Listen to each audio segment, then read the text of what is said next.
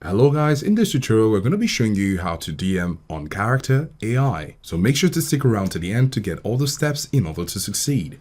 So you're going to head over to character.ai, and if it's your first time, of course, you can log in using your Google login details. However, when we're here and we want to DM a character, all we need to do is to go to the top right corner where we have search for characters.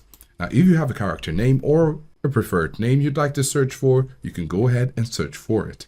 So we're going to type Johnny, and here we have some options for Johnny. So with all these options here, you can go ahead and tap on any of them. We're going to tap on this, and we have this character. Hey, I'm Cassie Cage, daughter of Johnny Cage. And immediately the character says, hey, what's up? So we could just simply respond this way, like a typical DM, and we're going to click on send and wait for a response.